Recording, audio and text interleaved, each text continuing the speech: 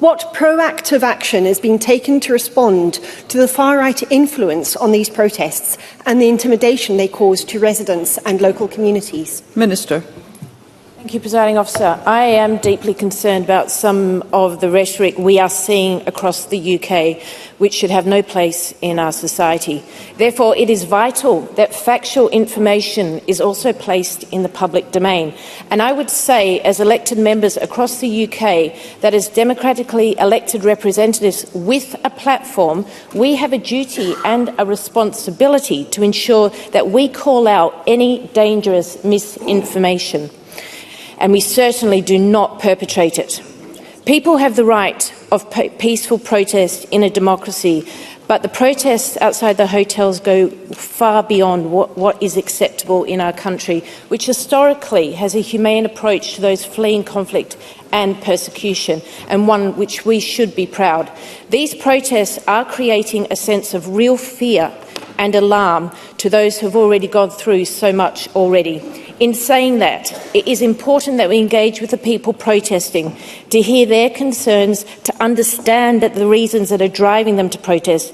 And I know Police Scotland continue to engage with protesters through liaison officers, and the Scottish Government has funded the Centre for Good Relations to work with those who are protesting to hear their concerns. Mercedes Villalba. Thank you. I'm aware, obviously, we've brought in legislation to create boundaries, buffer zones around clinics to prevent people accessing services from being harassed. I wonder what consideration the Minister or the Government has given to establishing some kind of boundary around residential dwellings to prevent people in their homes being harassed. Minister. Thank you. The right to free speech and protest is at the heart of a healthy democracy, and the Scottish Government is committed to uphold the right, but understands the distress that these protests are causing to residents across asylum accommodation. Creating buffer zones, similar to those introduced with the abortion clinics, would require new legislation, and we don't have any current plans to do that, but we will continue to monitor the situation. Question number 6, Jackie Dunbar. To ask the Scottish Government whether it will provide an update on the steps that it has taken to increase service capacity in GP practices within NHS Grampian. Cabinet Secretary Neil Gray. Thank you, President Officer. In August, I announced that additional investment of £15 million in general practice. GP practices in Grampian will receive £1.5 million of this funding, which builds on the increased investment of over £100 million we have already made in general practice over the last 2 years. We've been listening carefully to the views of GPs, and this new investment will help ease financial pressures, support workforce retention and recruitment, build service capacity and support the day-to-day running of GP services in Grampian and indeed across Scotland. And we remain in discussions with the sector on the provision of further support in the future, but this initial instalment demonstrates this Government's commitment to making it easier for people to see their GP and to ensuring more NHS funding goes into primary and community care. Jackie Dunbar. The Cabinet Secretary will, of course, be aware of the recent pressures facing NHS Grampian, as he just said, and I know he will join me in thanking all of the NHS staff in Grampian who have been working hard to manage these pressures. Can he please, therefore, provide any further update on how the Scottish Government is supporting NHS Grampian to relieve their pressures and ensure patients are receiving the care they need in a timely fashion? Cabinet Secretary. Thank you, President Officer. And I thank Jackie Dunbar for her question. I am indeed aware of the pressures, and I echo the thanks to staff in NHS Grampian for their commitment, their hard work, their dedication to provide the best care possible. There are people still waiting too long in Grampian and elsewhere, and this is not good enough. Our budget provides a record £21.7 billion for health and social care, with over £110 million to tackle the longest waits. NHS Grampian are receiving over £9 million to support specialties with the longest waits, and we have established an assurance board to agree an improvement plan. Grampian has also welcomed a new Chief Executive this week, and we will ensure the board has the support to deliver the plan and address any further opportunities for improvement. Alexander Burnett. Thank the Presiding Officer. Now, constituents are becoming increasingly concerned about the lack of oversight of privately contracted GP surgeries such as Arford Medical Practice, which has a ratio of 1 GP to 6,000 patients, over 3 times higher than the national average. Now, the company poorly delivering this NHS Grampian contract is also serving Ayrshire. Now, whilst health boards have visibility of who they contract GP practices with, they do not have visibility of contracts that are held with other health boards, and this makes it impossible to hold accurate data on GP to patient ratios, as GPs may work across different practices and different health boards. So can I ask, what steps will the Cabinet Secretary take to ensure full transparency on contracted medical practices across Scotland? Cabinet Secretary. Thank you. I thank Alexander Burnett for his question. He understands the nature of the contractual obligations that are in place through the contract, and indeed the obligations that are on boards to have line of sight around the ensuring that GP practices are delivering on their contractual obligations. The point that he has raised around the particular practice he quotes is concerning, and I'd be keen to be furnished with further detail from him on that, to ensure that everything possible can be done to ensure that we do have a level of GP to patient ratio that would be commensurate with ensuring the type of services that we expect and the level of access that we expect, which has been made plain and clear to both GPs and to health boards. Question number 7, Claire Haughey. Thank you, Presiding Officer. To ask the Scottish Government how it supports youth employment in the Rutherglen constituency, including through youth employability services. Deputy First Minister Kate Forbes. Employment support for young people begins in a school setting through Skills Development Scotland's career services and developing the young workforce. Additional support for those who have left school without a positive destination is available through devolved employability services, and that support is available in every local authority area in Scotland. Claire Haughey. I thank the Deputy First Minister for that answer. Routes to Work South, based in Cambuslang in my constituency, is an award-winning employment champion who offers packages of tailored support and training, including to many young people, and are celebrating 20 years of operation this year. Would the Minister share my concern that if the DWP's proposed closure of Cambuslang Job Centre is to go ahead, a vital link between the services is at risk in a sector where partnership working is so vital? Deputy First Minister. Well, I absolutely understand and share the member's concern about the proposed job centre closure. Access to support could become more difficult if that is to go ahead. And I also recognise the importance of Routes to Work South's 20 years of support in Cambuslang. It's so important that there is strong cross-sector partnership in delivering services, and these collaborations through community-led initiatives, local organisations and integrated services will continue to evolve and provide vital support. A concise question 8, Emma Roddick. Thank you, Presiding Officer. To ask the Scottish Government whether it will provide an update on the Distress Brief Intervention Programme. Minister Tom Arthur. Since November 2024, the Distress Brief Intervention Programme has been live in all 31 health and social care partnership areas across Scotland for those aged 16 and over. We also have 3 national referral pathways to DBI via NHS 24 and via call handling centres operated by both the Scottish Ambulance Service and Police Scotland. These provide additional options for key services to refer people to DBI support. Emma Roddick. I thank the Minister for that answer. I'd be interested in what data on representation rates for individuals who have received DBI support has been collected and how it compares to previous representation rates for people in distress. Minister. I will be happy to write to the member to provide that specific information.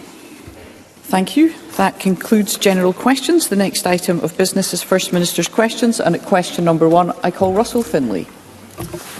Thank you, Presiding Officer. This is Scotland's first ever Innovation Week, with a series of events including today's Innovation Summit in Edinburgh. And we can all agree that innovation is critical to business growth, creating jobs and a healthy economy. And when the SNP government launched its innovation strategy 2 years ago, they produced a scorecard to measure performance. And the scorecard was updated this morning, and here it is. And it shows that performance is declining across more than half of the government's own key measures. I'd like to ask the First Minister, is that really good enough? First Minister. The Government takes forward a whole range of different measures to encourage innovation in our economy, because economic growth is central to the Government's policy agenda, as I have explained to Parliament on countless occasions. The Deputy First Minister took part in the Innovation Summit this morning, and in some of the recent discussions I've had, for example, just last week with the games industry in Scotland, a sparkling example of innovation in Scotland, where the collaboration between the business sector and our universities is generating substantial economic growth for Scotland. So that's just one example of the way in which the government takes forward its innovation agenda. Russell Finlay. Let's look at this in a little bit more detail. One of the measures on the SNP scorecard is about the number of Scottish businesses that are innovating. And this is measured using well-established OECD rules, and it reveals a deeply worrying fact. Under the SNP, Scotland is ranked behind every single region of England. And in the week of Scotland's first ever Innovation Summit, can John Swinney explain why Scotland is trailing behind the rest of the UK? First Minister. Well, what I'd say to Mr Finlay is that we've seen recent data which indicates that Scotland has the highest rate of start-ups in the United Kingdom, apart from one part of England, which indicates the culture that we are creating in Scotland to encourage business growth and business expansion. And of course, the collaboration between our universities, and the example I cited in my first answer about the gaming industry, is one very clear example about how our university community collaborates with the business community to generate economic growth. So the government is always attentive towards supporting and encouraging and nurturing innovation in Scotland, because it is the route to prosperity for our country, and the government is delivering on that agenda. Russell Finlay. It's Innovation Week. I asked about innovation and he starts talking about something completely unrelated. John Swinney seems to be in a state of denial. The SNP marked this scorecard themselves, and it shows that they're failing. And even when we look at one of the measures in here they claim is improving, it's really not much to shout about. Exactly. It claims the performance of high-growth businesses is improving. But the scorecard also reveals that Scotland is ranked 23 out of 28 European countries. Under the SNP, we're behind Romania, Bulgaria, Lithuania, and within the UK, we're behind Wales and almost every English regions. Is this really a record to be proud of? First Minister. In the assessment about high-growth companies, that activity is at the highest level since 2019. So what that indicates is that we are making progress beyond pre-pandemic levels in Scotland. But, of course, Mr Finlay gave me a whole range of examples about other European countries. And I'd simply make the point to Mr Finlay that those other European countries are all independent countries with the full range of economic powers at their disposal. So I'm really delighted that Mr Finlay has come to Parliament today and he's made the economic argument for Scottish independence. Russell Finlay. Well, the independence clacks on after question 3. I'd expected that at number 4. We need innovation to grow the economy. That's how to deliver more jobs and more money for public services. But I've lost count personally of the number of hard-grafting Scottish business people who tell me about their despair at this anti-business actions of the SNP government. They're being stifled by a torrent of regulation. The SNP have imposed more red tape on businesses in hospitality, oil and gas, house building, food and drink and more. SNP income tax rates are punishingly higher than elsewhere in the UK. And what all of this means is that there are fewer opportunities for aspirational Scots to get on in life. Yeah. So will the First Minister accept that his government is actively harming Scottish business innovation and putting jobs at risk? First Minister. No, I won't accept that doom-laden analysis of Scotland's position, because the facts don't support Mr Finlay. Since 2007, when the SNP government came to power, GDP per person in Scotland has grown by 10.3% compared to 6.1% in the rest of the United Kingdom, while productivity has grown at an average rate of 1.1% compared to the UK average of 0.4%. So growth in Scotland has been stronger compared to the rest of the United Kingdom. Now, Mr Finlay was surprised that I picked up on his open support for Scottish independence in his question to me. But let me give him a practical example. One of the issues that businesses are wrestling with today is the increase in employers' national insurance contributions. It is stifling growth in our country. That was not a decision of my government. That was a decision of the hopeless United Kingdom Labour government, which is damaging our economy. So I rest my case. If we had the powers in Scotland to take our own economic decisions, we would be better off through independence.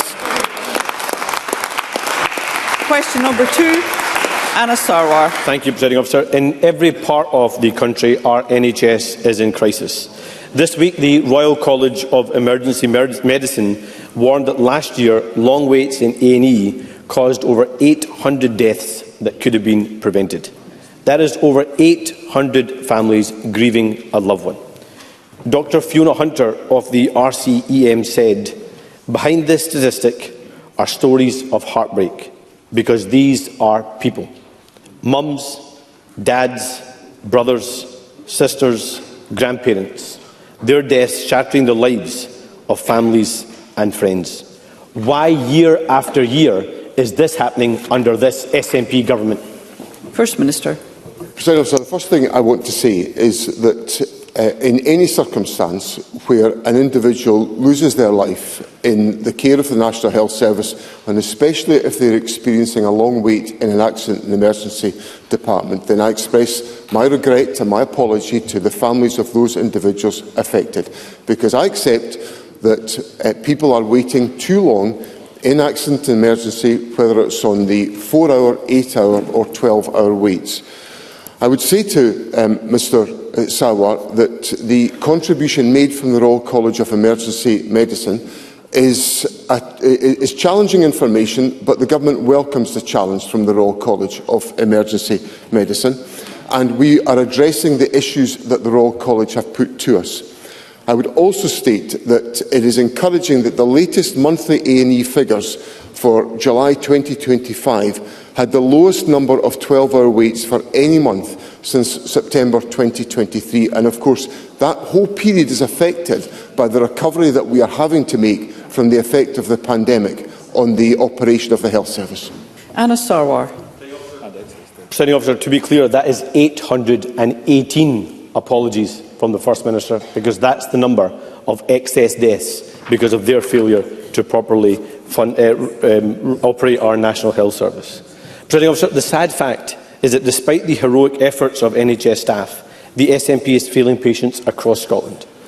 John Swinney will be aware of the case of Brooke Patterson, a 19-year-old footballer who broke her leg while playing in North Lanarkshire on Sunday.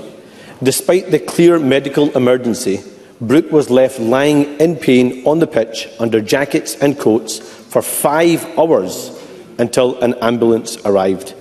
The ambulance service blamed the 5-hour delay on hospital turnaround times, which they say ranged from 90 minutes to 3 hours in the area. And the ambulance service has now apologised. But it's not them that have broken the system. So isn't it John Swinney that should be apologising to Brooke? First Minister. Well, I apologise to Brooke Patterson, because I've read the story this morning and I've made some investigations this morning about the issue. So I regret very much the experience that Brooke Patterson had. As I've looked into this morning, and there'll have to be further scrutiny about this because I've had limited time to look at this morning, it looks to me as if an error was made in the classification of this particular call, which has not had the priority it should have had. Now, that's what it looks like from the basis of the limited time I've had this morning to look at that. And that's not acceptable. That is an error that has been made, and we have to look into whether that is the case and whether there are other steps that need to be taken to remedy that. But what I would say is that the efforts the Government is putting in to resolve the challenges that will sometimes affect the ability of the ambulance service to respond, which is about congestion of ambulances at hospital. requires a whole system response, which is about ensuring that we reduce any delays that individuals experience in leaving hospital. So delayed, where 97% of patients leave hospital without any delay to their discharge. About the availability of social care, about the throughput of different accident and emergency departments to make sure that the ambulance service is able to respond to emergency. Now, all of these issues are issues that are at the heart of the points made by the Royal College of Emergency Medicine, which is why I said in my earlier answer that the Government is addressing the issues that are raised by the Royal College because they reflect the whole system challenges that we face in the aftermath of COVID. Anna Sarwar. That's 819 apologies from the First Minister to people he's failed across the country in just a few minutes. Across Scotland, our NHS is on life support. In 2018, on the SNP's watch, the maternity facility in Stranraer was closed temporarily. 7 years on, it's now permanently closed, putting women at risk. And the mothers I met are distraught. Claire Fleming said that her cousin had to travel from Stranraer to Dumfries to give birth. She ended up having to pull into a farm drive and have her baby there. Angela Armstrong, a retired GP, added, "My fear is that we're going to have a death." Every part of our NHS is struggling on John Swinney and the SNP's watch. So what does John Swinney say to all those families who have lost loved ones due to long waits, to all those who have waited hours in pain for an ambulance, and to these mothers in rural communities who can't access the maternity care they need because of his government's incompetence? First Minister. As I've indicated, and I've indicated this since I became First Minister, that I recognise there are challenges and weaknesses in the provision of healthcare system of healthcare in the aftermath of the pandemic, and I'm absolutely focused, along with the Health Secretary, on addressing all of those issues. So, what is happening in the National Health Service today? Well, what we're finding, as I've indicated in my last answer, that 97% of discharges from Scottish hospitals happen without delay. We are seeing that the number of appointments and procedures that were originally promised in our programme for government is not the 213,000 extra expected, exceeding our commitment by over 60,000. The number of operations performed in July was the highest in 5 years, an increase of 8.9% compared to July last year. And the number of hip and knee operations reached an all-time high in 2024. Now, in some of the issues about maternity care that Mr Sarwar raises with me, some of those will be assessed in relation to clinical advice about the sustainability of services in some rural areas in Scotland. And that's a difficult issue, but the Government listens carefully to clinical advice. I think Parliament would expect the Government to listen carefully to clinical advice. But there's also something else that's difficult. Our National Health Service depends upon the flow of staff coming from other countries to support us in the National Health Service. And I have to say to Mr Sarwar, our challenge in that respect is being made extraordinarily more difficult because of the immigration policies pursued by the United Kingdom Government. These policies are absurd.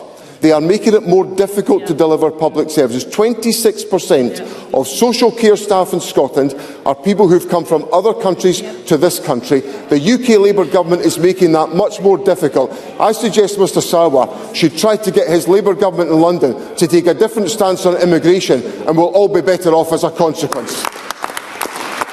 Question number 3, Ross Greer. Thank you. Yesterday, the First Minister said that it's our moral imperative to eradicate child poverty. And he is right to highlight that Scotland is the only part of the UK where child poverty is decreasing. But 1 in 5 children here still live in poverty. 1 in 5 children in one of the richest countries in the history of the planet. Children who arrive at school hungry. Children who will sit in freezing homes this winter because their parents can't afford their increased bills. They need the Scottish Government to do more.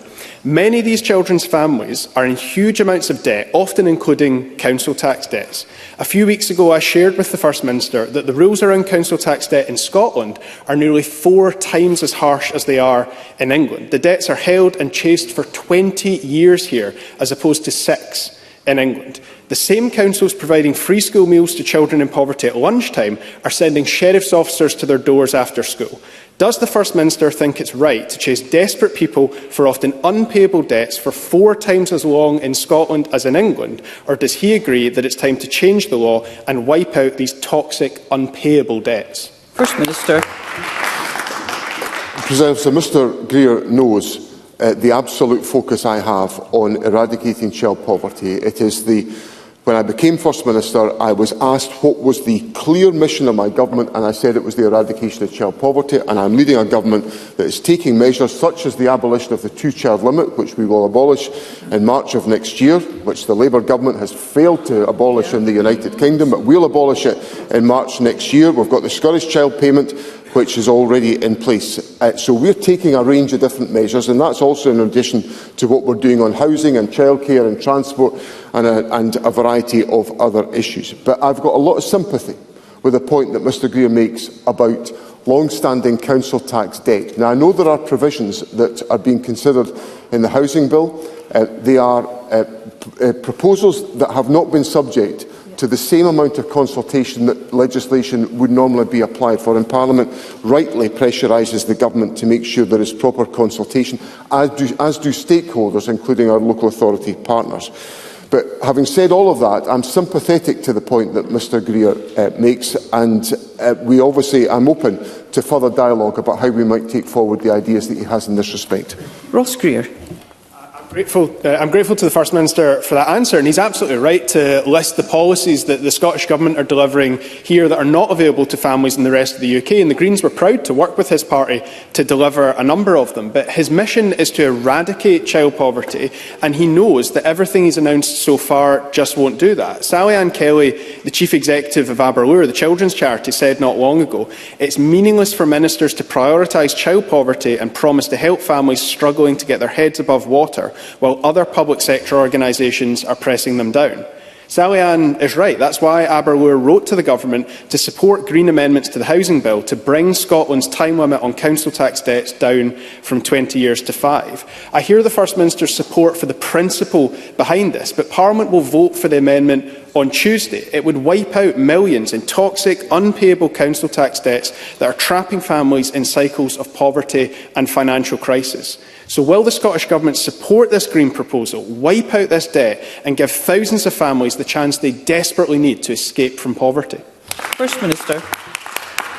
President Officer, Mr Greer, quoting Sally Ann Kelly, the Chief Executive of Aberlour, provides me with an opportunity that I very much welcome in Parliament today to record my appreciation to Sally Ann Kelly on her impending retirement from this particular role. She has been a formidable champion for the children of Scotland and for Aberlour, and I record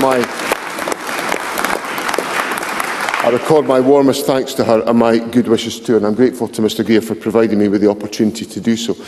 The issue, as I say, I'm very sympathetic to the point that Mr Greer puts to me, but we have to go through the detail to make sure that we could take such a course of action, which involves a great deal of dialogue with our local authority partners. Mr Greer will know, because he and I spent quite a lot of time wrestling with issues of liaison with local authorities, if I can put it as delicately as that, while the Green Party were in government with us.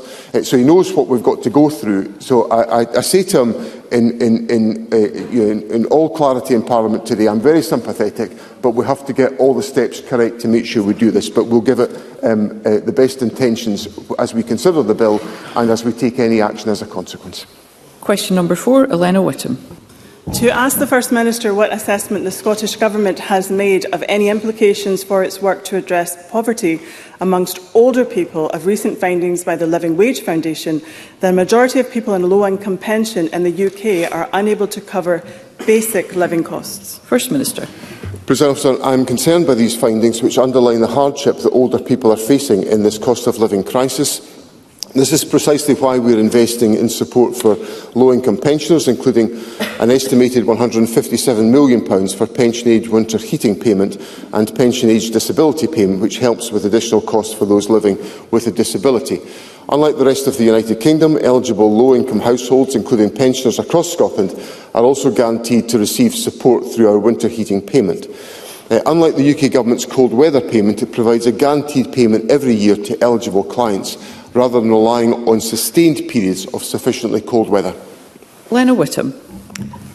The findings in this report should concern all of us, Presiding Officer. Labour promised no austerity and more support for pensioners, yet in the midst of a cost of living crisis, they tried to slash winter fuel payment, attempted to cut disability payments and blocked WASPy women from getting compensation, all during a time of rising energy bills, food prices and inflation, pressures which are hitting struggling households the hardest. What assurances can the First Minister provide to pensioners here in Scotland that the Scottish Government is squarely in their corner and recognises the immense strain many are under? First Minister. President Officer, the assurance I can provide to Elena Whittam and to older people in our society is that the provisions the Government has put in place are part of the package of support that we believe is necessary to support vulnerable pensioners. I'd point out that sometimes Parliament faces a call for us to clamp down on social security expenditure. I think I've heard that language before, but nobody ever follows it up with specific suggestions about how that should be cut. But of course, these benefits could be under threat from some of the challenges that other parties put to us. But let me be absolutely crystal clear to Elena Whittam that this Government stands in support of the payments and the support that we put in place, and that will remain so in the Government's provisions. Question number 5, Brian Whittle. Thank you, Presiding Officer. To ask the First Minister what the Scottish Government's response is to reports that proposed changes to the counting method for NHS waiting lists will result in numbers falling despite no more patients being seen. First Minister. Presiding Officer, this change to official statistics is about ensuring a patient's wait is reflected accurately. It was a decision made by Public Health Scotland to align with the latest waiting times guidance published in 2023. Indeed, the Welsh Government announced a not dissimilar move in April of this year. We know that previously some long waits may have been recorded as such due to patient unavailability, multiple missed or cancelled appointments, or the refusal of 2 reasonable offers of appointments. Under the guidance, in this scenario, the patient's waiting times clock may be reset or adjusted where clinically appropriate. This change will result in a small drop in waiting time statistics for those waiting over 52 weeks, but no change to the overall waiting list numbers. Public Health Scotland has been clear that this change will support transparency and will allow patients to identify a more accurate waiting time for their procedure. Exactly. Brian Whittle. Can I thank the First Minister for that answer? I have to be honest, Presiding Officer, I was ready to stand up here and quote the unofficial motto of the SNP being, "Why solve the problem when you can move the goalposts?" But the truth about that is that would do no more to reduce waiting times than the Scottish Government's statistical tinkering will. Meanwhile, the Royal College of Emergency Medicine are saying that more than 800 people died last year because they had to wait more than 12 hours in A&E. And despite the numbers coming through the doors of A&E staying broadly the same, more people are waiting longer for care. What we need is to bring forward some serious, substantial plans to modernise the NHS. We need policies that reduce the need. We need to seize the opportunity that tech and AI brings, and we need to vastly improve the working conditions for those who care for us. So can I ask the First Minister, is he prepared to bring forward those substantial plans for us to debate? Because that approach, First Minister, would bring constructive support from across this chamber. First Minister. I'm very much welcome the engagement of Mr Whittle in these questions, because Mr Whittle has developed a contribution to Parliament which has focused unreservedly on the importance of early intervention, on the measures to reduce demand in healthcare services, and these messages are very much part of the population health framework which the Government set out earlier on this year. So I welcome Mr Whittle's engagement on this particular question. And the NHS is being reformed by the steps that we're taking, and we are undertaking more procedures, as I recounted in my answer to Mr Sawa, within the National Health Service. But there is a need for us to concentrate much more on earlier intervention and on good health protection. And these steps are, as I said, inherent in the Government's policy programme. There is also, of course, the necessity to make sure the NHS is well funded. And the Government has brought forward a record funding settlement for the National Health Service to meet the fact that we do have an ageing population and there is greater health need as a consequence of that ageing population. But the budget does need to be supported within Parliament, and we have had parliamentary support for a budget, and I would encourage Mr Whittle to use his influence within his own party to secure support for the Government's budget, which was absent last year, and if Mr Whittle is interested in taking forward collaborative discussion to ensure that we have all party support for investment in our National Health Service, then the Government is willing to take forward those proposals. Emma Harper. Thank you, Presiding Officer. I welcome that this Scottish Government remains focused on reducing waiting times, including the preventative approach as mentioned in the Population Health Framework. Can the First Minister outline how the Scottish Government's targeted investment of more than £110 million this year will make it faster for patients across Scotland to access the treatment that they need? First Minister. President Officer, we expect this funding to deliver 213,000 more appointments and procedures than in 2024-25, exceeding our programme for government target of delivering 150,000 extra appointments and procedures. So that greater capacity will help to address the issues around waiting times that Emma Harper has put to me.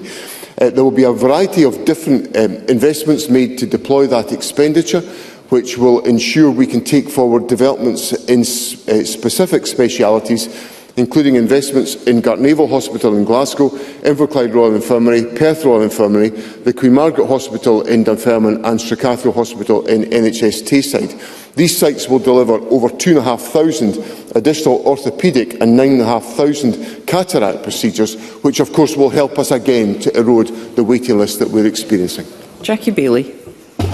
As the Scottish Government fiddles with waiting list statistics and Neil Gray rolls back on promises to end the longest waits, it bears repeating that this week the Royal College of Emergency Medicine warned of the continuing crisis in A&E with an estimated 818 excess and avoidable deaths in emergency departments. Now, the First Minister has been in government for the past 18 years. When will he get serious and wake up to the reality facing patients and hard-working staff? And when will we see the end of an 8-hour and 12-hour waits in Scotland's NHS? First Minister. Presiding Officer, as I indicated, we've just seen in the 12-hour data for July 2025 the lowest level of 12-hour waits since 2023 in the aftermath of the pandemic. So that is just one illustration of the focus of the Government on addressing these particular issues. Now, Jackie Bailey has railed against me for the technical changes that have been made by Public Health Scotland on an independent basis outside of government to make sure the statistics are accurate. What Jackie Bailey didn't rail against was the Welsh Labour government doing exactly the same thing when they were looking at this issue. That just tells us what we long knew, that Jackie Bailey comes to this Parliament, postures on the health service and is full of hypocrisy about the stance that she takes.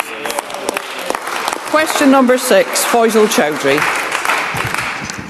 Thank you, Presiding Officer. To ask the First Minister what urgent action the Scottish Government is taking in light of Public Health Scotland's estimate that dementia in Scotland is set to rise by more than 50% by 2044.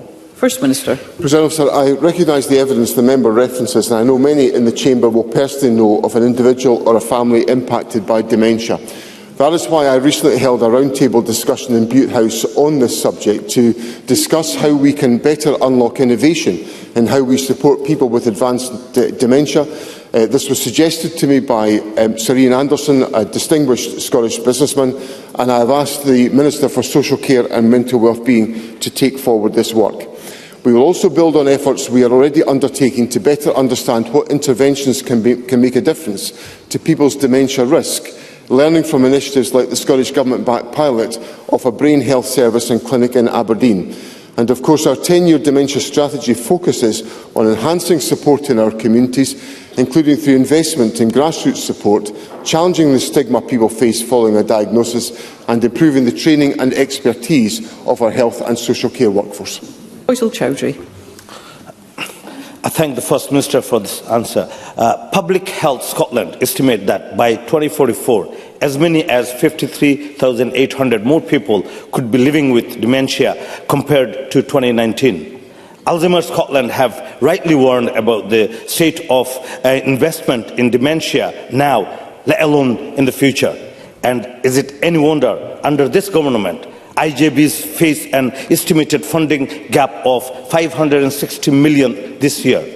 Does the First Minister accept that it's time to wake up and to the dementia time bomb facing Scotland and prioritise prevention, early intervention and supporting people living with this disease? First Minister. Yes, I do, and agree with these measures, because that's what's in the Population Health Framework and the Dementia Strategy. So that's exactly the approach the Government's taking. So there's a link between what Mr Chowdhury has put to me with what Mr Whittle was putting to me a moment ago about the need to shift to early intervention and community support. So all of these aspirations, and I acknowledge the importance of the expansion of care, and to ensure that we deliver much more of this at home in the community where people want to be, to care for their loved ones in their own circumstances, and that will be the focus of the Government's activities in this area. But we will be helped by the dialogue that's been initiated by the roundtable that I held in Butte House, and the considerable impetus that's been given to that thinking by the formulation of the Dementia Strategy and the intervention of Sir Ian Anderson in supporting me in this activity.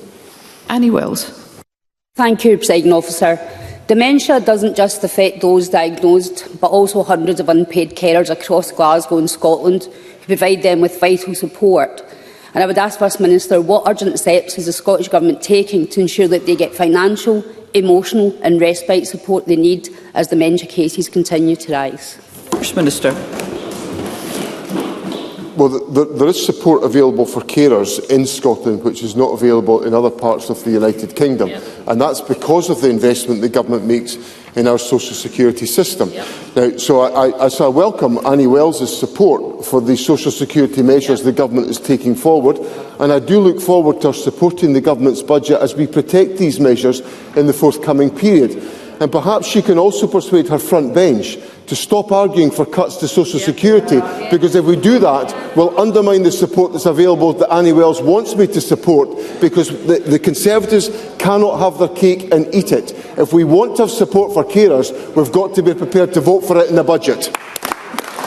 Thank you. We move to constituency and general supplementaries, and if all members are concise, we'll be able to involve more members. And I call Rona Mackay. Thank you, Presiding Officer. STV has this morning announced plans to cut 60 jobs, 10% of its workforce and regional news programming across Scotland. This follows news that the Daily Record publisher, Reach plc, plans to cut over 300 jobs.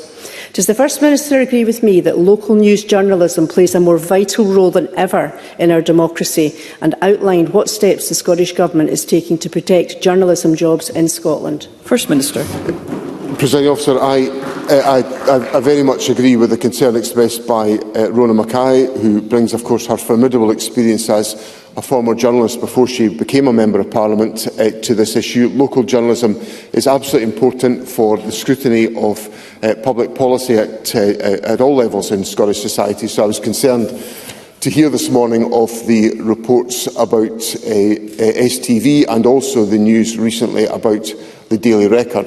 The Cabinet Secretary Angus Robertson has indicated to committee this morning that he will engage with STV, Ofcom and the trade unions to highlight our concerns, and we will give whatever assistance we can in this respect. It's absolutely a vital part of our democracy that we have sustained media engagement, and the Government will do all that it can to support those affected. And of course, this will be a very worrying time for all of the affected employees, and they have my understanding and my support. Douglas Lumsden. Thank you, Presiding Officer. And just to follow up on that question about STV, and it's good to hear the First Minister give his support, and because one of the big consequences will be far less local news that is not relevant to the North and North East. So does the First Minister agree with me that this change is bad news for Scottish viewers, in particular for rural communities, and should be reconsidered as a matter of urgency? First Minister. I do share the concern, the specific concern that Mr Lumsden puts to me about this issue, because I understand one of the components of the STV proposals is that the Aberdeen news programme would potentially cease broadcasting, and I do acknowledge that there are very different issues that affect communities around the country, and STV are very successful at reflecting those different issues in different parts of the country. So I think Mr Lumsden raises a particular issue that this relates to different parts of the country, and I entirely agree with him on these concerns, and I'll make sure that's reflected in the representations made by the Cabinet Secretary on this matter. Neil Bibby. Thank you, Presiding Officer. The news from STV this morning will have a significant impact on Scottish media workers, the economy, our democracy and the viewing public across Scotland. And with 1 in 10 STV staff facing redundancy, this will have a serious impact on them in particular. The example of the Aberdeen News programme requires specific approval by Ofcom. Can I ask the First Minister, will the Scottish Government be making specific representations to Ofcom on the future of the Aberdeen News programme? First Minister. I assure Mr Bibby that we will, but there will be a whole range of other issues upon which we will make representations. But I think the point that Mr Lumsden and Mr Bibby have both made is an important point in reflecting the different experiences and issues that affect different parts of the country. So that has to be considered by Ofcom, and those issues will feature in the representations made by Mr Robertson. Kevin Stewart. Thank you, Presiding Officer. A new OECD report has forecast that the UK is facing the highest level of inflation of any major economy this year, with annual rate of inflation soaring to 3.5% by the end of the year, citing higher food prices as a factor. Households across Scotland are facing real and significant pressures right now, but the Labour UK government seems incapable of acting to provide any meaningful support. Does the First Minister share my concerns that Labour has lost the cost of living crisis? And in the face of this Westminster economic mismanagement, can he advise what steps his SNP government is taking to support families during this cost of living crisis? First Minister. So the Scottish Government has taken a number of steps, both in our policy programme and in our decisions on public sector pay, to try to address the issues, the legitimate issues that Mr Stewart puts to me. So in our public sector pay policy, we have put forward settlements which I believe are appropriate and take into account the pressures of inflation that Mr Stewart has set out. In our policy programme, of course, there are a range of provisions that are available in Scotland, such as free prescriptions or eye examinations, or the free bus travel system that's available, or the free tuition that's available to university students, or also the availability of early learning and childcare support, which is valued at up to £6,000 for every eligible child. And of course, in recent days or weeks, the Government has introduced the abolition, well, we've abolished peak rail fares, which for a commuter from Glasgow to Edinburgh will save them nearly 50% of their costs on a daily basis. That is concrete action to support, where the SNP Government is delivering to support people in the cost of living crisis. Thank you. Douglas Ross. Thank you, Presiding Officer. Last week, Christie's of Fauquebers, a nursery that grows around 20 million trees a year, went into administration. The 32 highly skilled and experienced jobs are being retained, but it's a worrying time for the staff and the Christie family at the moment. Christie's have been growing trees in Moray since 1820 and are crucial to the forestry industry across Scotland. So will the First Minister agree to meet with me and those involved with the company at the moment to see what support the Scottish Government may be able to make available to ensure that 7 generations of the Christies operating in Moray can continue into the future? First Minister. I'm very familiar with Christie's as a long-standing business in Fauquebers, and Richard Lockhead, the local member, has kept me up to date with the worrying situation that is faced there. The Government, as Mr Ross will know, has extensive tree planting commitments as part of our climate change agenda, and although I was in the Moray area during the summer recess, opening a very significant tree nursery which will support that activity, but even despite the scale of that investment in that tree facility, private sector grown trees through Christie's and other companies, no, I shouldn't say through Christie's, private sector capacity is still going to be needed to meet our tree planting targets. So the issue that Mr Ross raises is a significant issue. I'm very happy the Cabinet Secretary, Mary Goujon, will happily engage with Mr Ross on this question, and the support of the government and Hans Hans Enterprise in engaging with Christie's, recognising their contribution towards the climate change activity merits that engagement. I'll make sure that happens. Thank you. Carol Mockin. Thank you, Presiding Officer. National Records of Scotland revealed this week that 1,185 people died an alcohol-related death last year. Of those, 48 deaths occurred in parts of my Ayrshire, South of Scotland region. While a national decline is welcome, we cannot be complacent. Alcohol-related deaths remain significantly higher than they were decades ago, and those living in our most deprived communities are 4.5 times more likely to die from alcohol-specific causes than those in the least deprived areas. So can I ask the First Minister to provide an update on the targeted intervention his government is taking or might take to address this inequality? First Minister. This is an important issue, and it is welcome, as Carol Mockin indicated, that there has been a fall in alcohol-related deaths, but there remain a very large number of deaths as a consequence of alcohol harm. Obviously, the government has taken some strategic interventions around minimum unit pricing, which is designed to address this issue, and I'm pleased to see the progress that's been made as a consequence, and of course we have updated that policy approach. There are other steps that the government will take in relation to public health education and advising individuals of the dangers of excess alcohol consumption, and also the need for us to work collaboratively to ensure that all parts of the public and the private sector are working together to convey those messages as well, and that will underpin the approach that we take to the limitation of harm as a consequence of the steps we take on alcohol marketing and promotion, and I'm keen that we engage constructively with the industry to make sure that's the case. Brief supplementary, Jamie Green.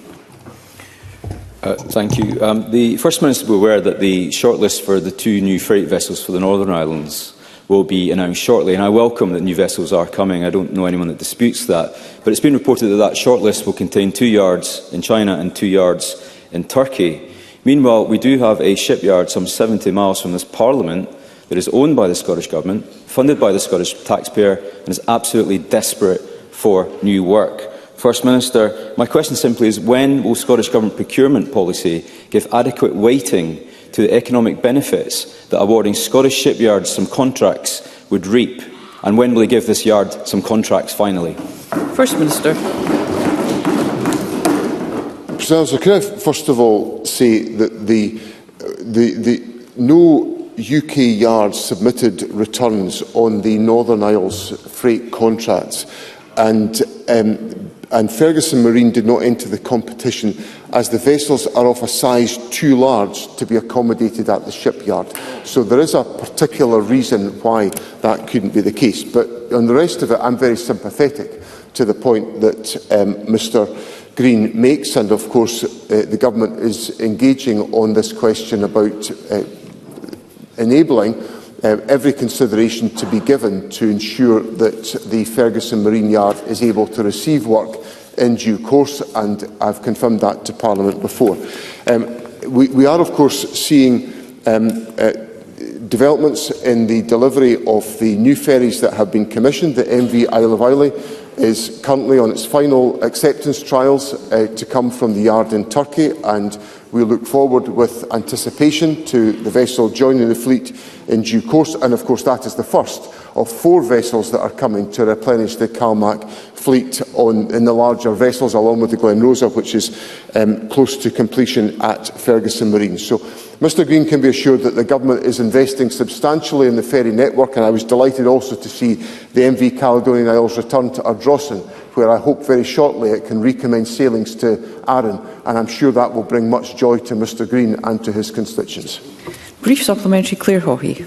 Thank you, Presiding Officer. New figures from the Office of Rail and Road show that Scotland has the lowest rate of train cancellations in the UK.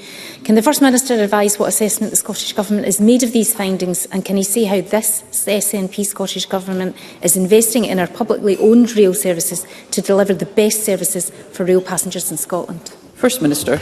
Well, the data that Claire Hockey puts to Parliament is very significant indeed, I think. The average across GB for rail cancellations is 4.1%, and the lowest of any part of the United Kingdom is the ScotRail network at 2.2%. So I want to... And performance has remained consistently strong, with punctuality around 90% across all 3 years of public ownership. So I want to say a very warm thank you to the staff of ScotRail, who work incredibly hard to make sure we have a first-class rail service in Scotland that is outperforming the rest of the United Kingdom, which has got cancellation rates half the rest of the United Kingdom. It just shows what public ownership and SNP leadership can deliver. Thank you. That concludes First Minister's questions. The next item of business is a member's business debate in the name of Paul Sweeney, and there will now be a short suspension to allow those leaving the chamber and the public gallery to do so.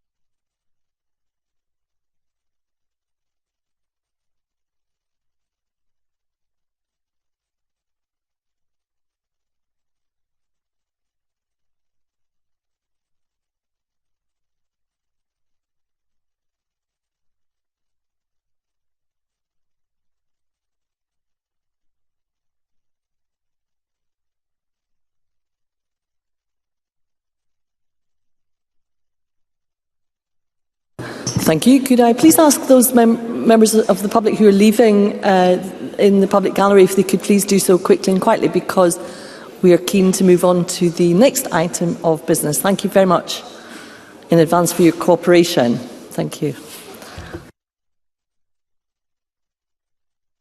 Thank you. The next item of business is a members' business debate on motion 18709 in the name of Paul Sweeney on Norway selects the Glasgow-built Type 26 as its next generation frigate.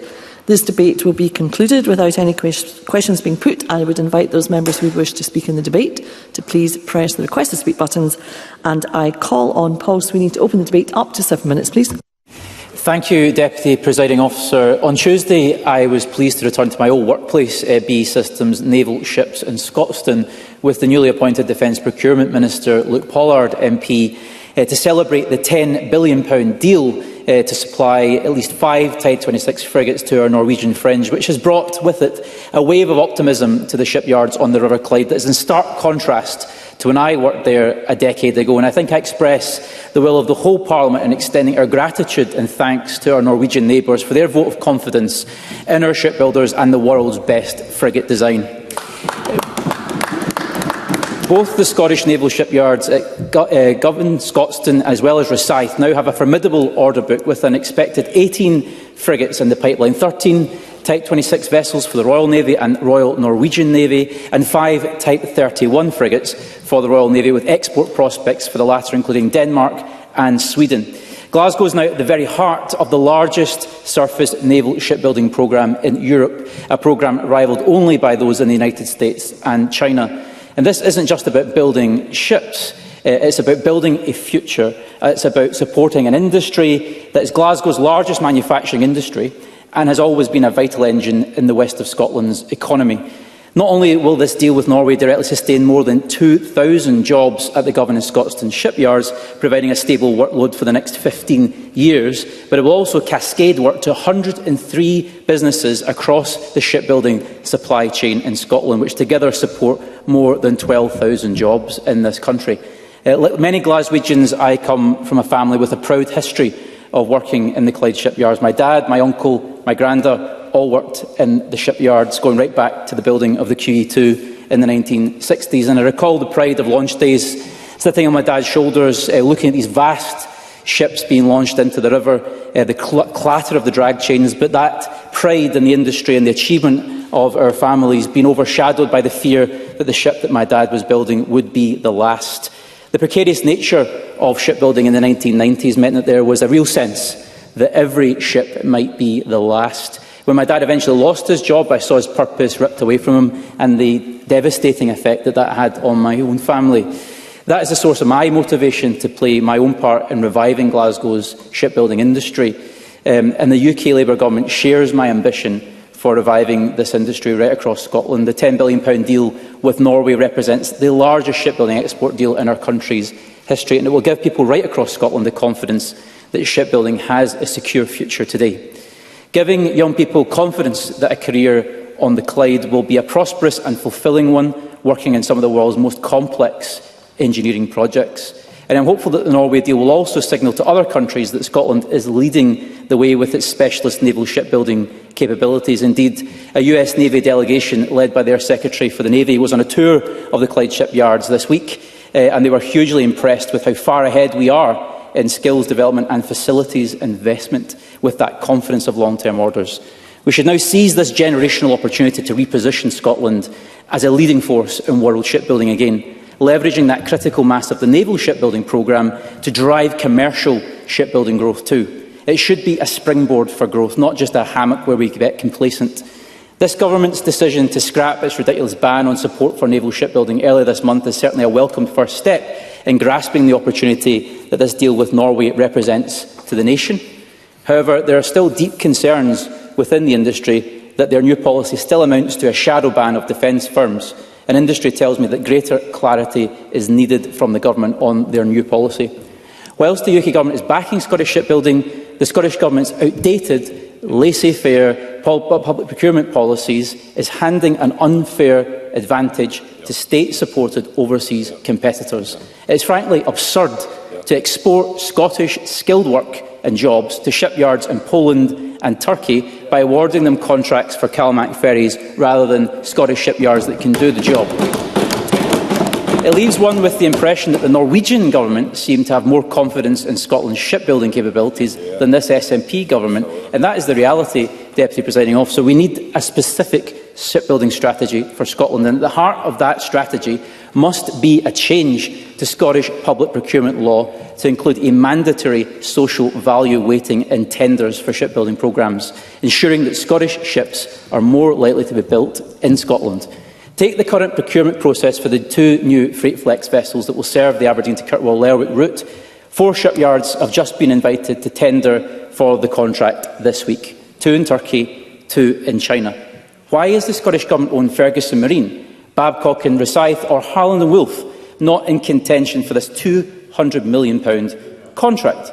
The irony is that the only work keeping the lights on at Ferguson's today is the subcontract steelwork fabrication from BAE Systems for the Type 26 frigates. And even the promised capital investment to improve Ferguson's antiquated shipyard hasn't been invested yet, despite it taking years to install critical equipment like a panel line. While the UK Government's national shipbuilding strategy sets out a minimum 10% social value weighting to be applied to evaluations in all new shipbuilding competitions, the Scottish Government has no equivalent. It only considers quality and price. It means that Scottish firms are often not even bothering to tender for the work, as we've just heard in First Minister's questions, in full knowledge that they cannot compete with the competitive shipbuilding finance provided by state investment banks in Spain, Turkey, Poland and China. I also note that the Minister mentioned size. In fact, if Inchgreen Dry Dock were leased by Ferguson's, it could easily assemble the ship for the Northern Isles project. In the case of the Northern Lighthouse Board's vessel replacement project, which was won by Gondan shipbuilders in Spain, BAE and Ferguson Marine were invited to tender for the contract, but withdrew shortly after being informed that they were amongst the 6 suppliers to be selected for the following reasons. BAE said that a UK-based social value consideration is not being considered as essential in responding to the tender. Ferguson said the Northern Lighthouse Board's stated position on economic and social impact scoring would make no distinction between impacts in the UK and other countries. So we're weighing up apprentices in other foreign countries the same as we are at home. It's crazy. I asked the Scottish Government to accept the generous offer from the UK Government for a legislative consent memorandum to update Scottish public procurement law and introduce a mandatory local industrial social value weighting in all public procurement competitions. There is a real opportunity in Scotland to build on this £10 billion contract with the Norwegians to rejuvenate Scotland as a leading shipbuilding nation. We must remove the financial barriers that impede Scottish shipyards from competing with yards in Turkey, Poland and China with the Scottish National Investment Bank by adding that minimum social value weighting to all tenders. This is personal to me, not political. One of the main reasons I am here in this Parliament is to help Scottish shipbuilding succeed, and I hope the whole Parliament can agree with that endeavour. Thank you. Thank you, Mr Sweeney. We now move to the open debate. Backbench speeches of up to 4 minutes. I call Alistair Allen to be followed by Stephen Kerr. Dr Allen. Thank you, Presiding Officer. May I firstly thank Paul Sweeney for bringing this motion before Parliament today. As someone known to take an interest in both maritime and Norwegian matters myself, it comes as very welcome news, but no surprise that the Norwegian Government has recognised the talents of BAE Systems in Glasgow to deliver at least 5 Type 26 frigates for the Norwegian Royal Navy. The design of the Type 26 is seen as a successor to previous anti-submarine warships in the NATO fleet and was a platform shared in design by the UK, Australia and Canada. This is the first time, I understand, that this has been done in quite this way since the design of the Tribal-class destroyer in World War II. I visited the company and seen for myself the truly impressive scale of their operation, and I also had the pleasure of meeting some of their many apprentices. As members have indicated, BAE Systems build, or members are, I'm sure, about to indicate, BAE Systems build on a venerable tradition of shipbuilding at their locations in Scotstoun, formerly Yarrows, and Govan, formerly Caverner, Govan Shipbuilders, Upper Clyde Shipbuilders, and before that, Fairfields. Given that this latest order is the largest single defence capability investment in Norway's history, this certainly represents a vote of confidence in the company and in the wider Scottish economy. I will, yes. Paul Sweeney. I thank the member for giving me. Made an interesting mention of Caverner there, and I think it's important to recognise that the Norwegians actually played a critical role in the late 1980s in rejuvenating and saving Govan Shipyard, and in fact this is a fabulous legacy that it's came full circle in this way. Alistair Allen. I would very happily acknowledge that point and recognise the part they have, as the member says, played in the yard's history. Norway and Scotland share, of course, many maritime and historic links, not least since Norway's conspicuously successful independence from Sweden in 1905. Today, the existence of the Sjømannskirken, the Norwegian Seafarers' Church in Aberdeen, is just one of many signs of that continuing connection with Scotland. So the news of the contract was warmly welcomed by the Scottish Government and by the First Minister. I am pleased to see the UK Prime Minister correcting the record on that, albeit without apology after twice claiming otherwise in the House of Commons.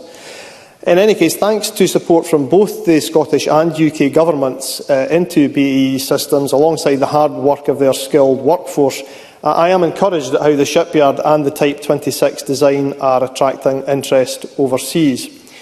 Presiding Officer, this debate is also an opportunity to remind ourselves that the ultimate decision to award this contract was one made by the Government of Norway. It was made on the basis of the yard's excellence rather than on political factors. And it also shows that all large military contracts of this kind operate in an international context. So the Royal Navy's Tide-class tankers were built in South Korea, and some parts for the Royal Navy engines are fabricated there also. And today also serves as a reminder, of course, that Norway, a country of 5 million people in Northern Europe, which is a non-nuclear member of NATO, is perfectly capable of having a first-rate Royal Navy of our own. I will resist the strong temptation to say more than that. But the fact is that BAE's excellence was ultimately what drew the investment, not, as I say, the political environment. And on that we should all agree as a Parliament. And so I wish the company and its workforce, as well as the Armed Forces of Norway, every success for the future. Thank you, Dr Allen. I now call Stephen Kerr to be followed by David Russell. Mr Kerr. Welcome. I want to congratulate Paul Sweeney on his motion, and I join him in celebrating what is a landmark moment for Scottish shipbuilding. And I also personally endorse his words about a more level playing field for procurement rules. I would advocate very strongly that we should maximise those Brexit freedoms, and that means redrawing the lines around how we procure in the public space.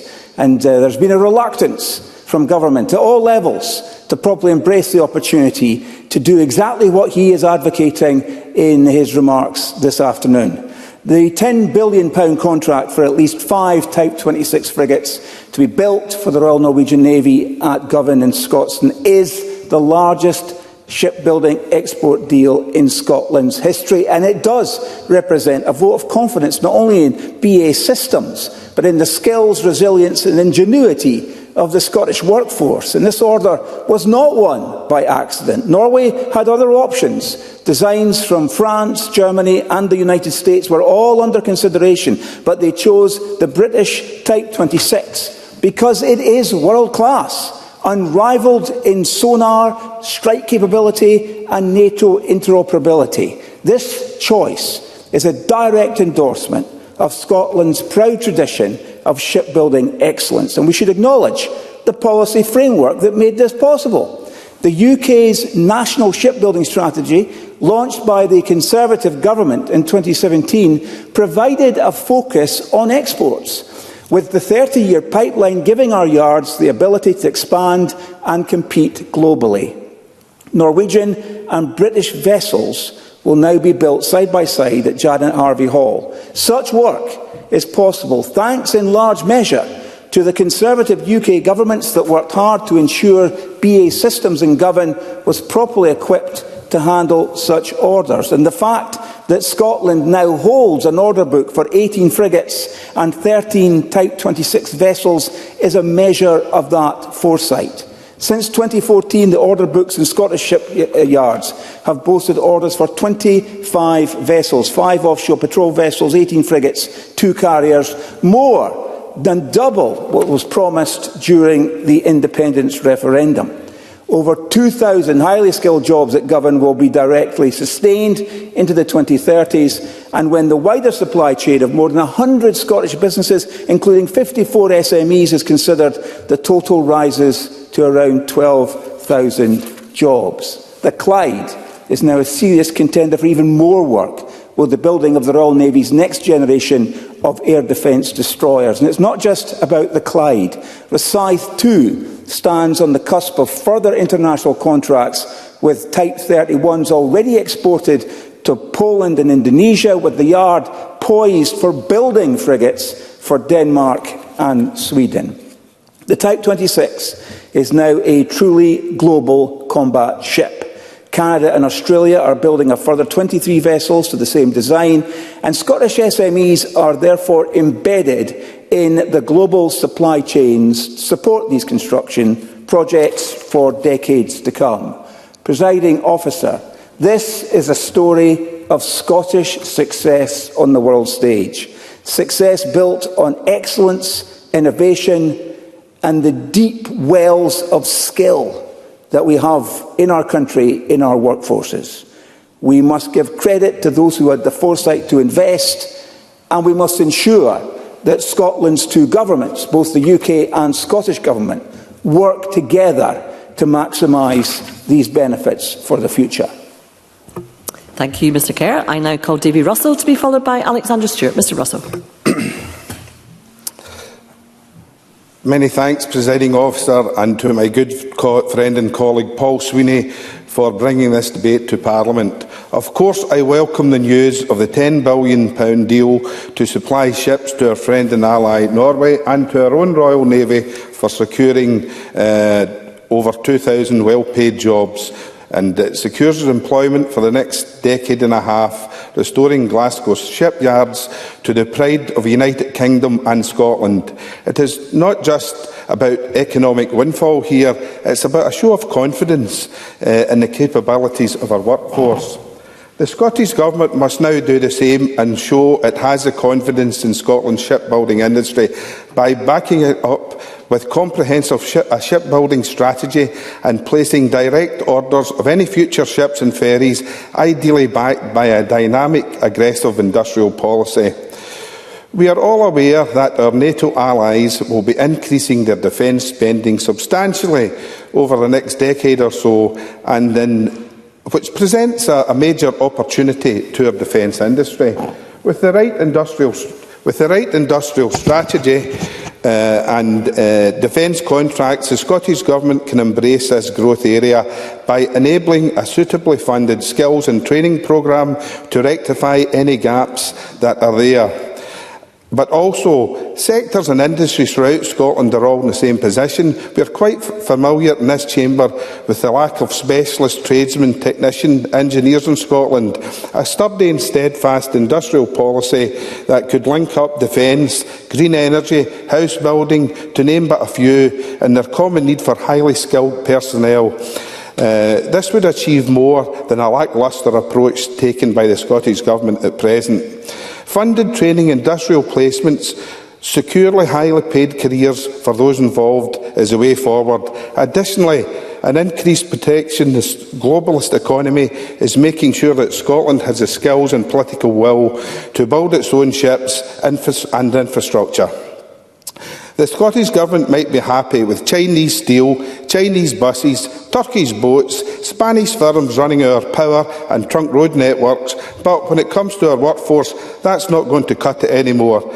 The Scottish Government should allow the take the UK Labour Government's lead and embrace a Canadian-style procurement strategy, not just balancing cost and value for money, but ensuring that the partners invest in the local economy, upskill their workers, outsource to Scottish third-party organisations, and generally make sure that the benefit of large-scale procurement is felt at home as much as possible and for as long as possible. Presiding Officer, I would hope that every colleague here would agree with most of what I'm saying. We have the utmost faith in our hard-working, inventive, industrial people of Scotland.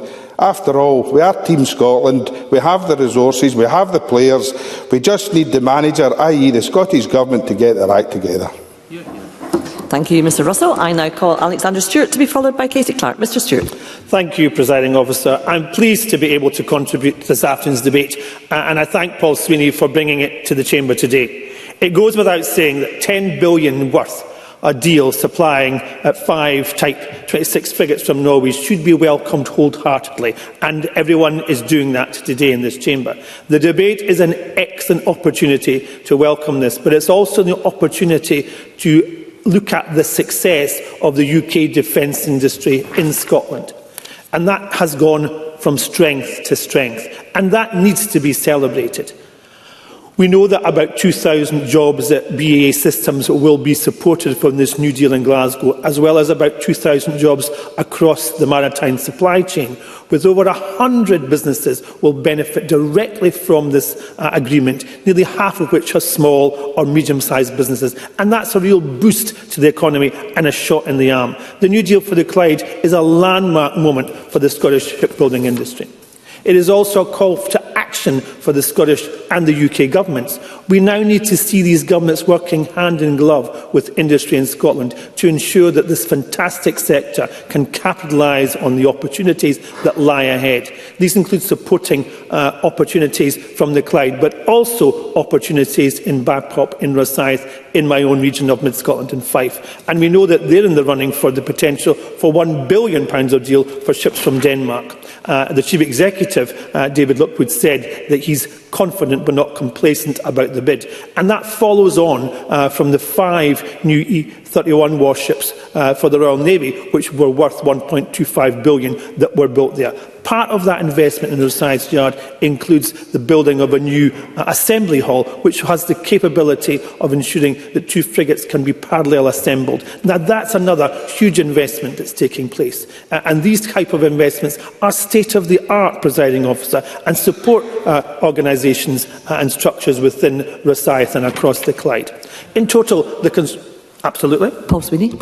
I thank the member for giving way, and he's making a very important point with the capital investment to get the shipyard infrastructure up to scratch, and both the investments in Govan and at Rosyth demonstrate that visionary capacity growth to bring more shipbuilding indoors when Scotland's a very rainy environment. Does he agree that this is needed at Ferguson Marine as well? We need to see the commercial yards invested in to get the facilities up to scratch. Alexander Stewart.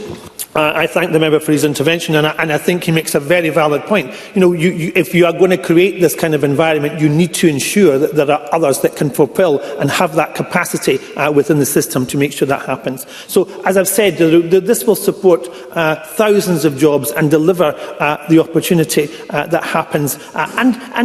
This is going to cost about £250 million to build a frigate, but that's about the same cost as an SNP are building one single car ferry. So investment of this, it doesn't just happen by itself and happen by chance. We've heard that already. There is a real opportunity for us to ensure that the UK government has worked with, and the Conservative UK government in the past were very much involved in the national shipbuilding strategy. So I pay tribute to what they've done, and it needs to be continued. The strategy builds upon what we need to see in the creation of technology and new jobs. And I hope that the current Labour government will continue to support Babcock and others across this landmark institute to ensure that is the case. We also need to see a more positive approach from the SNP government when it comes to realities behind defence sector, because as we know, there's some ideology that happens within this process, and that can cause waves within the sector, and we don't want to see that.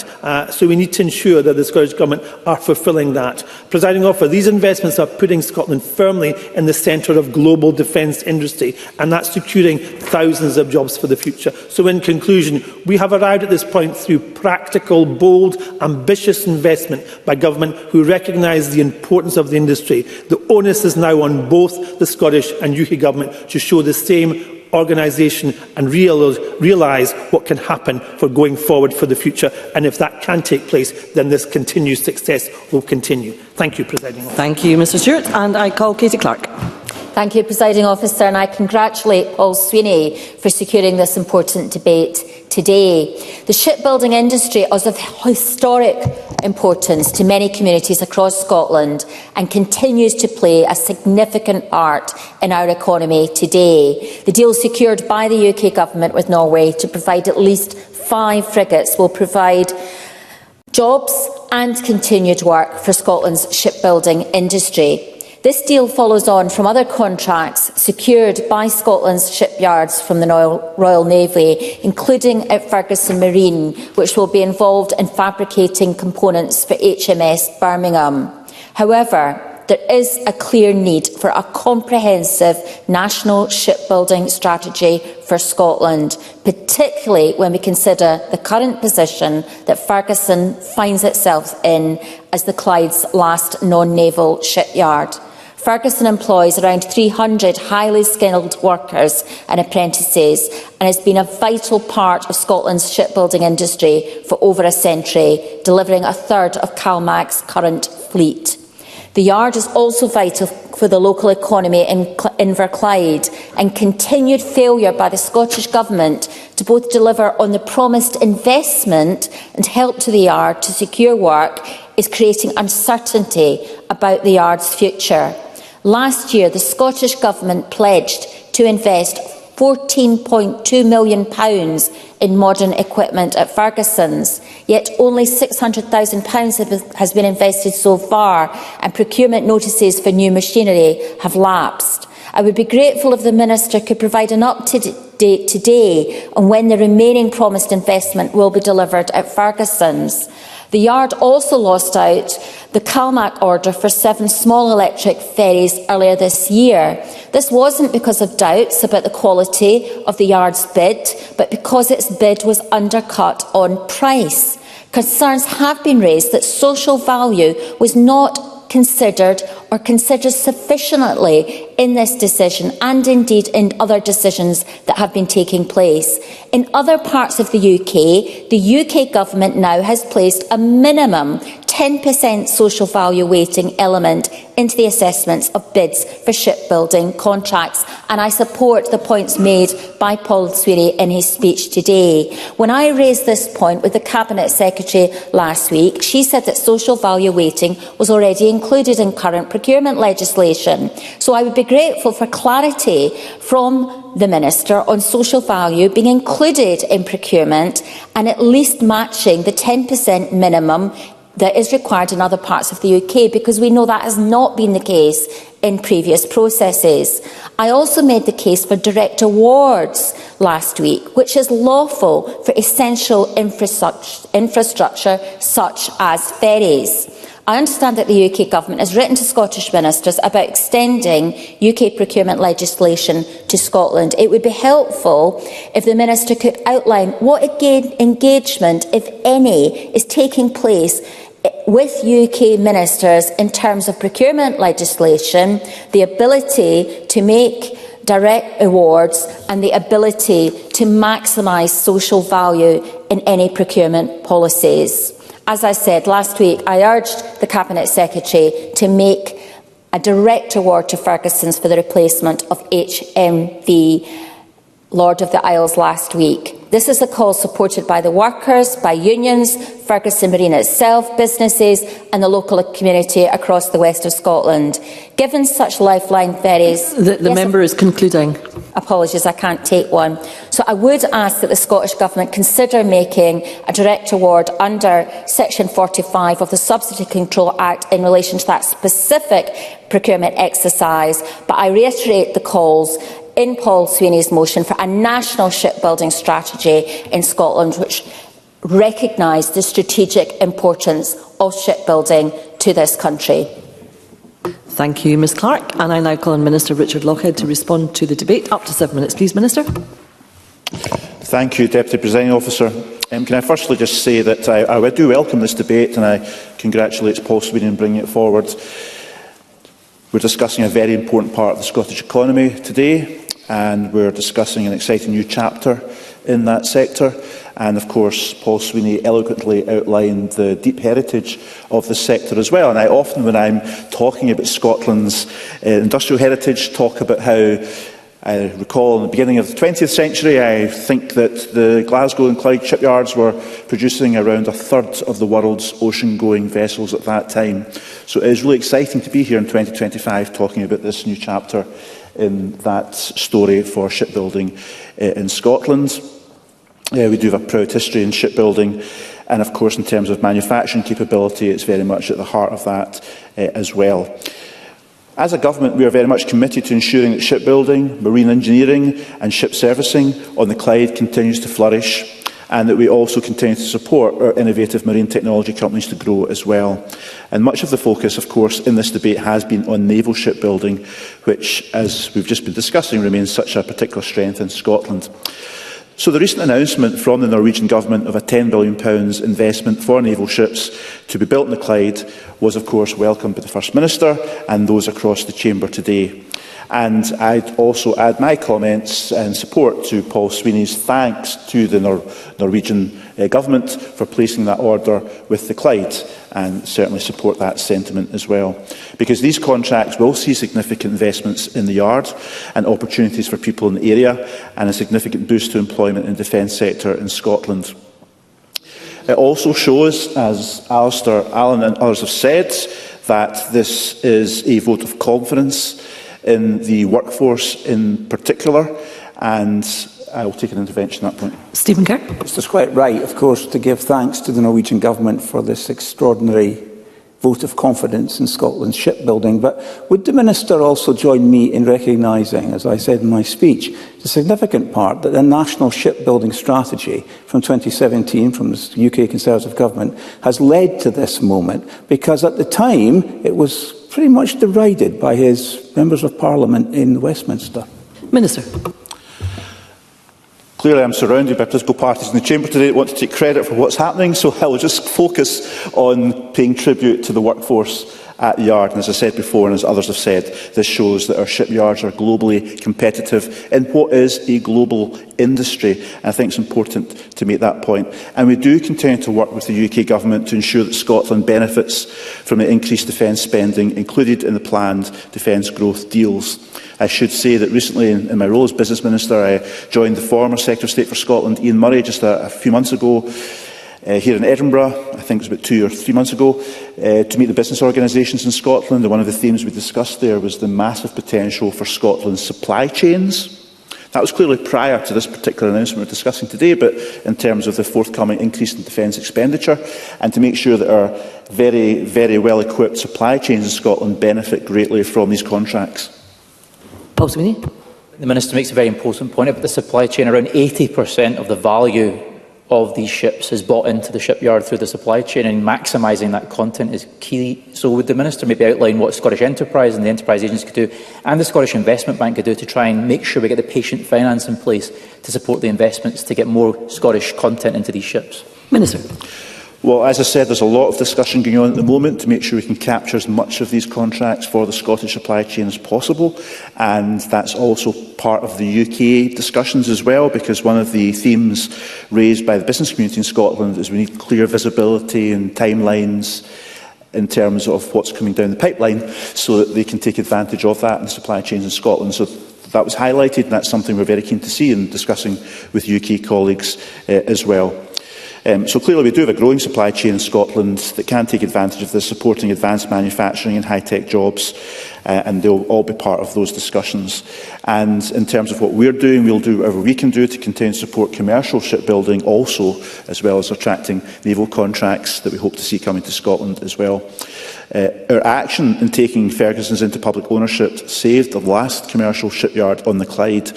So I think that's evidence of our commitment, and it rescued, as we've rehearsed many times in this chamber, over 300 jobs. We also committed to invest up to £14.2 million, as was mentioned by, I think, Katie Clark, over 2 years in Ferguson Marine, subject to due diligence and commercial standards, and we look forward to hearing further about the proposals from the shipyard in terms of how that money will be invested. We remain firmly committed to supporting Ferguson Marine to also competitively bid for future contracts and securing that long-term future. Briefly, if I've got Paul time. Sweeney. Does the Minister recognise, however, the shipyards are telling us that to win commercial work, they need that social value weighting, and they also need patient finance, and the Scottish Investment Bank doesn't really offer any shipbuilding finance products that are competitive with other countries? Could we address that fundamental issue? Minister. These are all parts of ongoing discussions, but I think the £14.2 million pledge for investment is a clear commitment of that investment coming forward. But I should also say that we're engaging with the UK Government on the next steps of its industrial strategy and its planned review of the National Shipbuilding Strategy to emphasise Scotland's strengths in shipbuilding and marine technology. We're also engaging with the UK Government's National Shipbuilding Office to maximise support for the Scottish commercial shipbuilding sector. As we know, access to skilled labour is a challenge for shipbuilding companies, particularly in fabrication and welding. So we've invested up to £2 million to develop engineering skills in Glasgow under an initiative designed by the Clyde Maritime Cluster in partnership with Skills Development Scotland. And of course, Scottish Enterprise has recently provided more than £9 million to BAE Systems to support a training and skills academy there as well. And we've been working with the Clyde Maritime Group on future workforce planning as well. So there's a huge amount of activity underway to address the skills pipeline as well, to make sure we can take advantage of all this potential we're discussing today. As members will be aware, we're undertaking a major reform of the skills system to ensure that it meets Scotland's needs, and ministers, of course, continue to engage with all these industries, including shipbuilding and defence sector, that are looking forward to that reform taking place. Indeed, a recent report drafted and commissioned by the group that I mentioned, from Defence and Marine expert Hans Pung, or the RAN Group, and project managed by Skills Development Scotland, makes a number of workforce planning measures for the regional cluster on the Clyde that are aligned to the recommendations of the UK Government Group Shipbuilding Task Force. And the National Manufacturing Institute of Scotland, together with industry partners and Innovate UK's Workforce Foresighting Hub, have developed a report which highlights the need for updated training to equip the workforce with the skills required as the industry evolves and adapts new technologies going forward as well. The report recommends actions for the shipbuilding industry to effectively prepare for the workforce needs of the future. So clearly that will be a key focus for the sector and partners moving forward as well. In all the support we can and do provide for our shipbuilding sector in Scotland, we also must be cognizant of the fact that shipbuilding is a competitive global market, and any direct award of a public contract must comply with procurement rules and be capable of withstanding legal challenge. I would gently just say to the Chamber, we have a focus of the debate today about Norwegian investment into Scottish shipyards. So that is evidence that this is a global, international, competitive industry. Briefly, because the Minister will be concluding. Paul Sweeney. Would the Minister consider investigating further use of Section 45 of the Subsidy Control Act? Because we've seen 2 incidents now of the Russians sabotaging undersea cables to the Northern Isles. In the Northern Isles ferry case, there's a very strong rationale for that to be a national security implication indirectly awarded, or at least be a UK-only competition. Could he look at that potential case? Minister, and please start to conclude. Well, as the First Minister had just indicated, the First Minister's questions actually in relation to some of these themes.